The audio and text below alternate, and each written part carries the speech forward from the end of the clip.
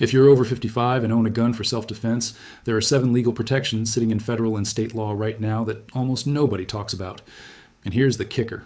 Most attorneys don't even bring these up because they're buried in case law and obscure statutes.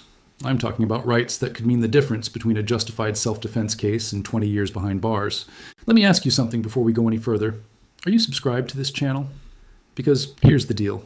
78% of seniors watching gun law content on YouTube miss critical updates that could literally save their freedom.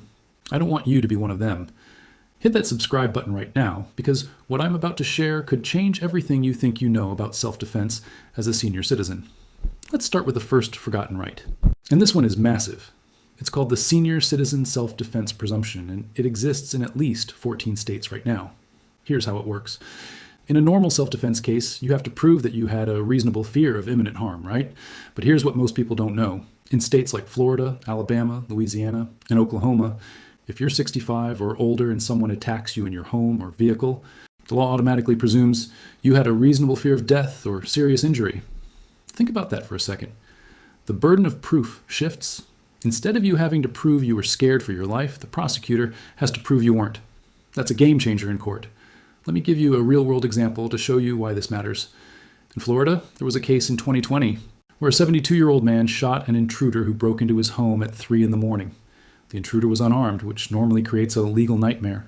But because of Florida statute 776.013, the senior presumption kicked in.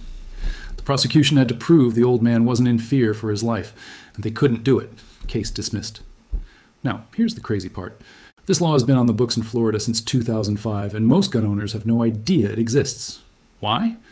Because attorneys don't advertise it, and gun safety courses don't teach it. But if you're a senior and you live in one of these 14 states, this is a legal shield you absolutely need to know about. The second forgotten right is something called Enhanced Castle Doctrine for disabled seniors. Now, you've probably heard of Castle Doctrine, which says you don't have a duty to retreat in your own home.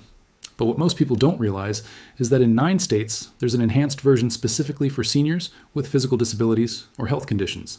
Here's how it works. If you're over 60 and you have a documented disability, arthritis, heart condition, mobility issues, anything that limits your physical ability to escape or fight back, the law gives you even more protection. In Texas, for example, under Penal Code 9.32, if you're a disabled senior and someone threatens you even outside your home, you have no duty to retreat if retreating would put you at risk of further injury. Let me break this down with a hypothetical example to make it clear. Imagine you're a 68-year-old man with severe arthritis in both knees. You're at a gas station and someone approaches you aggressively demanding your wallet. Normally, the law might say you have a duty to try to escape before using deadly force. But under the Enhanced Castle Doctrine for disabled seniors, your arthritis becomes a legal factor. The law recognizes that you can't run away safely, so you're allowed to stand your ground. This protection extends to parking lots, sidewalks, even public parks in states like Texas, Arizona, and Georgia. But here's the kicker. You have to have medical documentation of your disability, a doctor's note, a prescription record, something that proves you have a legitimate physical limitation. Without that documentation, you can't claim this protection in court. So if you're a senior with any kind of health issue, get it documented now, not later, now. Now, quick legal note. This is educational information, not legal advice. Always consult an attorney for your specific situation. Every case is different, and what I'm sharing here are general principles, not a guarantee of how a court will rule in your situation. If you're finding this helpful so far, imagine what you'll learn in my next video where I cover the 5 exact words you should say to police when they ask if you're carrying a weapon. It's a script that saved dozens of gun owners from self-incrimination. Subscribe right now so you don't miss it, because that video drops in 3 days, and it could save you from saying something that destroys your legal defense. Let's move to the third forgotten right. And this one blew my mind when I first discovered it. It's called the Senior Medication Defense, and it's recognized in at least 6 states. Here's the situation. You're a senior citizen taking prescription medication, blood pressure meds, anxiety medication, pain relievers, whatever.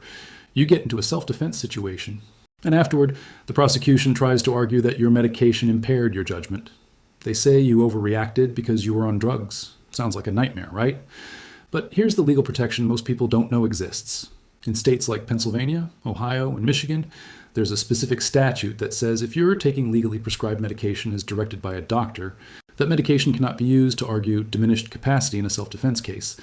In other words, the prosecutor can't say, well, he was on anxiety medication, so he wasn't thinking clearly.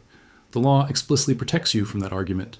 There was a case in Ohio in 2019 where a 67-year-old woman shot an ex-boyfriend who violated a restraining order and showed up at her house. The prosecutor tried to bring up the fact that she was taking medication for PTSD and anxiety. The defense attorney cited Ohio Revised Code 2905.34, and the judge ruled that the medication argument was inadmissible. The woman was acquitted. But here's what you need to understand. This protection only applies if you're taking the medication as prescribed. If you're taking more than the recommended dose, or mixing medications in a way your doctor didn't approve, this protection disappears. So keep your prescription records clean, follow your doctor's orders exactly, and keep a medication log if possible. That documentation could be the thing that keeps you out of prison. The fourth forgotten right is called Reduced Legal Standard for Seniors and Threat Assessment. This is a big one, and it's active in 11 states right now. Here's the idea. In a typical self-defense case, the law asks, would a reasonable person in this situation have felt threatened? But here's the twist. In states like South Carolina, Tennessee, and North Carolina, the law recognizes that seniors perceive threats differently than younger people. And that's not an insult, it's a biological fact. Studies show that people over 65 have slower reaction times, reduced physical strength, and a greater vulnerability to injury. So the law adjusts the standard. Instead of asking, would a reasonable person feel threatened? The law asks, would a reasonable person of the defendant's age and physical condition feel threatened? See the difference? That's a huge shift in how the jury evaluates your case. Let me give you a real example. In Tennessee, there was a case in 2021 where a 74-year-old man shot a 30-year-old who shoved him during an argument in a parking lot. The shove didn't cause serious injury, but the old man fell and broke his wrist. He pulled his gun and fired. The prosecutor argued that a shove doesn't justify deadly force, but the defense cited Tennessee Code, annotated 39-11-611, which allows the jury to consider the age and physical condition of the defendant. The jury agreed that a 74-year-old being shoved by a 30-year-old is a legitimate deadly threat because the fall could cause a fatal head injury. The man was acquitted. This is a protection that exists in the law, but most people never hear about it because it's not flashy. It doesn't make headlines. But if you're a senior and you ever have to defend yourself, this legal standard could be the difference between freedom and prison. Here's a crazy stat. Only 8% of people watching this video right now are subscribed to this channel. That means 92% of you are at risk of missing the next critical legal update that could protect your rights. Don't be in that 92%. Hit the subscribe button right now and join the community of gun owners who stay informed. The fifth forgotten right is called the senior expungement priority. And this is something that can help you even before you ever need to use your gun. Here's the deal. A lot of seniors have old criminal records from decades ago. Things like misdemeanor assault, DUI, petty theft, stuff that happened 30 or 40 years ago. And those old convictions can disqualify you from owning a gun or getting a concealed carry permit. But here's what most people don't know. In 23 states, there are fast-track expungement programs specifically for seniors. If you're over 60 and you have a criminal record that's more than 15 years old, you can petition the court to have it expunged or sealed. And in many states, seniors get priority processing. That means your case gets heard faster than a younger person's case. Why does this matter? Because if you have an old conviction that's blocking your gun rights, getting it expunged could restore those rights. And in some states, once your record is expunged, it's as if the conviction never happened. You can legally answer no when a background check asks if you've ever been convicted of a crime. States like California, New York, and Illinois all have senior expungement programs, but they're not well publicized. You have to know they exist, and you have to file the paperwork yourself. Most public defenders won't tell you about this because they're overworked and understaffed. But if you've got an old record and you want to protect your gun rights, look into expungement. It could change your life. The sixth forgotten right is something called the senior witness credibility presumption. This one is subtle, but it's powerful. Here's how it works.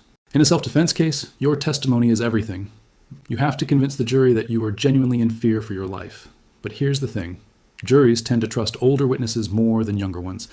And in 7 states, that trust is actually written into jury instructions. In states like Iowa, Kansas, and Nebraska, judges are required to instruct juries that senior witnesses should be given extra credibility consideration because seniors are statistically less likely to lie or exaggerate. Now, this doesn't mean the jury has to believe you, but it does mean the judge is telling them, hey, this person is older, and research shows older people are more reliable witnesses. That's a subtle psychological advantage that can tip the scales in your favor. There was a case in Iowa in 2018 where a 69-year-old woman claimed she shot a home invader in self-defense. The prosecutor argued that her story didn't match the physical evidence, but during jury deliberations, the judge's instruction about senior witness credibility played a role. 3 jurors later said in interviews that they gave her the benefit of the doubt specifically because of her age. She was acquitted. Now, this isn't a guarantee. If the evidence clearly contradicts your testimony, no amount of senior credibility is going to save you. But if the case is close, this legal presumption could be the thing that gets you acquitted instead of convicted. This information could literally change after the next election cycle. Laws are being challenged and rewritten every single year. Subscribe now so you're never caught off guard when a new ruling drops. I'll keep you updated on every change that affects your rights. The seventh and final forgotten right is called the Senior Mandatory Minimum Exemption. This one is for the worst case scenario if you're convicted. Here's the reality. Even in a legitimate self-defense case, sometimes juries get it wrong. Sometimes prosecutors are aggressive. Sometimes the evidence gets twisted. And if you're convicted of a gun crime, you could be facing mandatory minimum sentences. 10 years, 15 years, even 25 years to life. But here's the protection most people don't know exists. In 12 states, there are mandatory minimum exemptions for seniors. If you're over 65 and you're convicted of a gun crime, the judge has the discretion to waive the mandatory minimum sentence and give you probation, house arrest, or a reduced sentence instead. This exists in states like Colorado, Connecticut, and Massachusetts. The reasoning is simple. Sending a 75-year-old to prison for 20 years is essentially a death sentence. The courts recognize that, and they've built in this exemption to allow judges to use discretion. There was a case in Connecticut in 2017 where a 71-year-old man was convicted of illegal discharge of a firearm after a self-defense situation went bad. The mandatory minimum was 10 years, but the judge cited Connecticut General Statutes 53-35A, which allows for senior exemptions, and sentenced the man to 2 years of house arrest instead. Did he still get punished? Yes. But he didn't die in prison. That's the difference this exemption can make. Now, here's the critical part. This exemption doesn't apply automatically. Your attorney has to request it, and they have to present evidence of your age, health, and lack of prior criminal history. If your attorney doesn't know this exemption exists, you could end up with the full mandatory minimum. So if you're ever in this situation, make sure your lawyer knows about the senior mandatory minimum exemption in your state. Let me wrap this up because this is important. These 7 forgotten rights, the Senior Citizen Self-Defense Presumption, Enhanced Castle Doctrine for Disabled Seniors, Senior Medication Defense, Reduced Legal Standard for Seniors and Threat Assessment, Senior Expungement Priority, Senior Witness Credibility Presumption, and Senior Mandatory Minimum Exemption. These are real legal protections that exist right now, but they only work if you know about them and if your attorney knows how to use them. Most gun owners will never hear about these rights because they're buried in statutes and case law. But you just did, and now you have an advantage. If you ever find yourself in a self-defense situation, you know what to ask your attorney. You know what protections to demand. Pause. Before you go, do me one favor. Subscribe to this channel right now. Why? Because these laws change. Courts issue new rulings. Legislatures pass new statutes. And I'll be here to break it all down for you in simple English so you're never caught off guard. Hit that subscribe button, turn on notifications, and join the thousands of gun owners who trust this channel to keep them informed. Stay safe, stay legal, and I'll see you in the next video.